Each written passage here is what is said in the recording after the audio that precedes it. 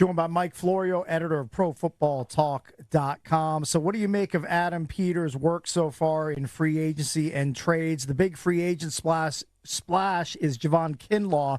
He got $30 million guaranteed to help shore up the run defense. And obviously the big, huge addition of Laremy Tunsil via trade from the Texans. Were you surprised that Tunsil was on the move? Yeah, I was surprised. But, I mean, bigger picture, the Texans are doing whatever they have to do to close the gap between themselves and the elite teams in the AFC. And I think free agency is about trying to close gaps. And what the gap is depends upon where you are. And the Texans are kind of knocking on the door of the high level of the AFC. 2 straight years they win the division. 2 straight years they win a playoff game at home, lose in the divisional round to a not much better team, but a better team in the Ravens in 23 and the Chiefs in 24, and they're trying to get over that hump. Their offense regressed last year. They fired coordinator Bobby Slowick, and now 2 starting offensive linemen and 1 guy who was a starter until he got injured and came back as a backup. 3 guys gone now from that offensive line, and Tunsil was a surprise. He was penalized more than any other offensive lineman last year, and you could argue that he's starting toward the downside of the career. Like, I would say buyer beware on Tunsil, because if the Texans don't view him as part of the solution, that means he's been part of the problem.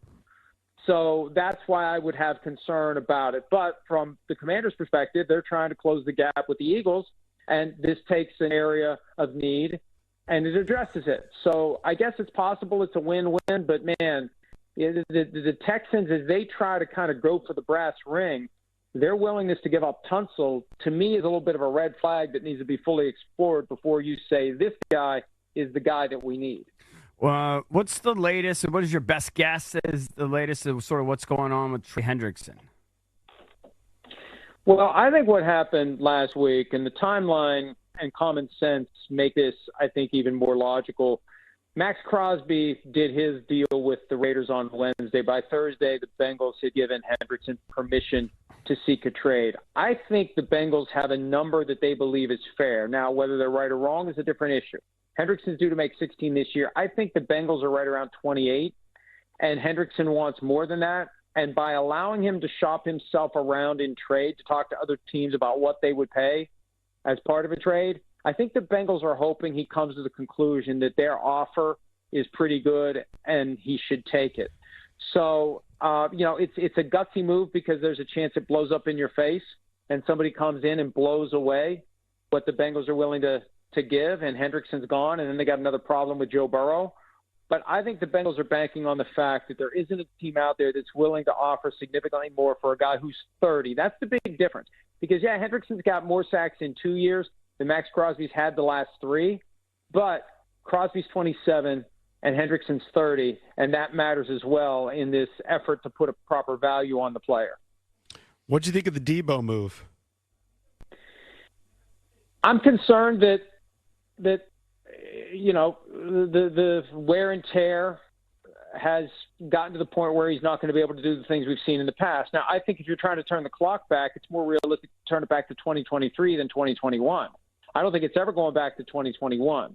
Maybe it goes back to 2023, and maybe he ends up being the complement that the team needs to Terry McLaurin. But, it's a calculated risk.